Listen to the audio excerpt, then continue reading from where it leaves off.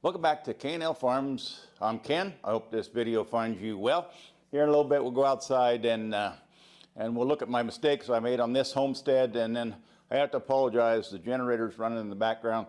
We've been without power most of today. We got about a foot of snow last night, and so we got to run the generator until the PUD actually figures out what's going on. I'm hoping that they can get a handle on it pretty quick. But to give you some contents before we go outside and look at my mistakes, and the reason that I feel I have some experience around building homesteads. I've been doing it for 40 years, and this is the second one that I built. And after that amount of time, I've got some experience and can speak to experience. And then when we built the first homestead, there was a kind of a idea going around, or what a thought process that we went through. And the first one was, well, we could go and get one that was pre-made. Pre-made being somebody else had lived on that property, and they have the the fences in, they have the water in, they have the sewer in, they have the power in, they have the buildings in. Now the reason that we opted not to do that, and the kind of the pros and the cons between the two, is somebody else had built it, so you were paying a lot more money. You were actually paying for their sweat equity. In both cases of homesteads, the first one and this one we're on now, was we just bought a bare piece of ground. There were some trees, of course, but I don't even know if they were surveyed. I think, yeah, the first one was surveyed. The edges were surveyed, but that's about the extent of development on the property. Was it had survey markers on four corners. And I'll give you an example or a story around the first one. Now, I knew this after the first one, but the first one we went to it, got a piece of property because it was cheaper, and sweat equity does cost some money, but I had to put the sweat equity in, and the sweat equity would be around, I need power, I need sewer, I need water, I need dwellings. All of that needs to take place on the first one. And then I'll tell you the big mistake I made on the first one also. But in any case, I got the property, started paying down on the property, pay down on the property a little bit. We go to get our first permit. We had to go to the county to get permit process. You have to permit your water, you have to permit your house, you have to permit your sewer, you have to permit your utility lines. All that has to be permitted. So when we did that, we go in to get the permit. We got the permit. They had allowed us a permit, and the permit kind of just existed of a piece of paper, and I drew a square box, knew the house that I wanted, drew where the well was going to be, hadn't done any, but drilled, put a hole, a line, made the well. Power's got to be so many feet away from it. Sewer has to be so many feet away from the well and the house. And I drew this on a piece of paper, got the permit, went to the permit. Now I got to go to the bank. I got to go to the bank, and I got to get a construction loan on how to build the house, because of course you got to have dwellings. Take that piece of paper that I drew, a copy of it, and the permit that I had in my hand, took that to the bank and said, hey, I need a construction loan for this house. And when I went to the bank, it was just, I need a footprint that has like 30 by 60 feet long. Footprint. They actually gave me equity in the piece of paper. So I was worth more a couple of years later because I had paid down debt, and I had at least one permit on the property. They loaned money against my efforts already, and that was just a couple years time frame. But let's get back to this main story. Now, the main story on the first house, I put a two-car garage in. Currently, you're in what I consider a proper two-car garage. It's 30 feet by 30 feet, but in the other house, it was a standard one. I think it was 22 by 24, the footprint of, and I attached that to the house. That was a mistake on my part, because for some reason, every person in my family thought it was appropriate to walk to the back door, open the back door going into the garage.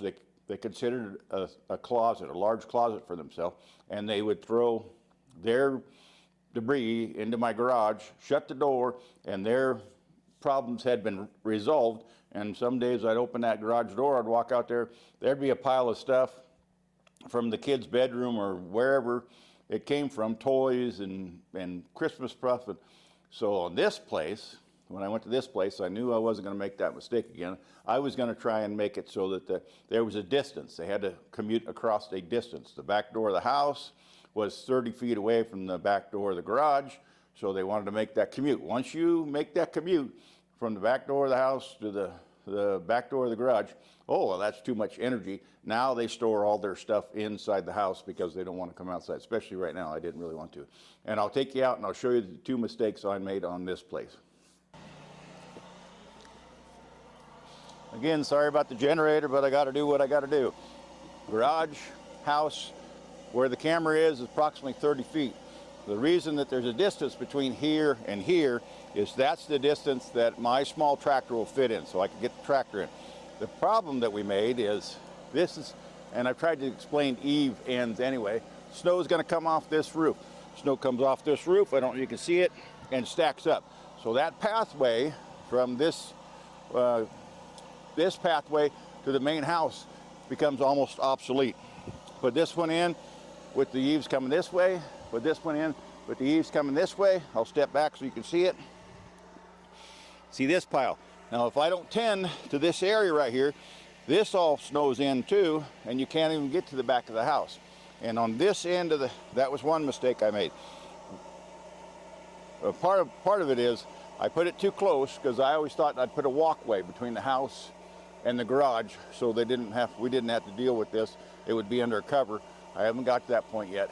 I'm still wondering whether I'll do that or not. But got this snow, comes off the eaves, piles up, and one time we tried to make this walkway, we tried to keep this clear. You can't do that because you got the snow coming down, and then as soon as it thaws out, then you got the snow coming off the roof, and you can't make it between the two. The other problem I did on this wall right here, I don't know if you can see it, back wall, front wall, windows, there's a door.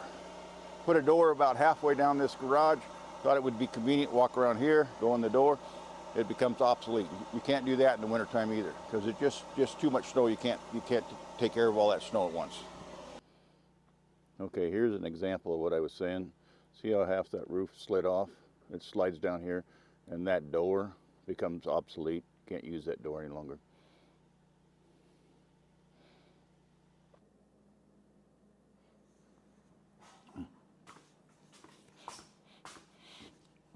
Okay, one thing I forgot to tell you I thought was important is when you build it, your own homestead, compared if you bought somebody else's or some pre-made homestead.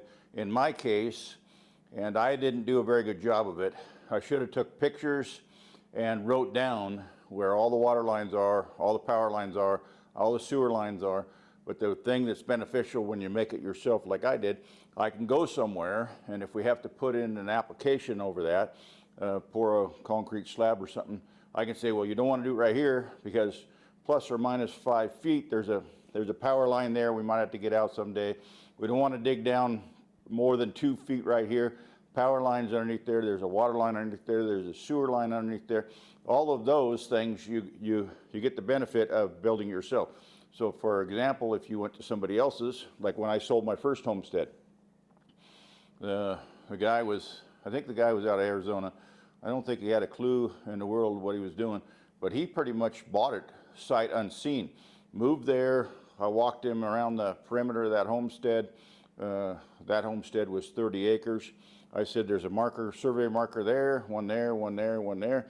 And it was, to me, it was, have a nice day, I'll have it from here.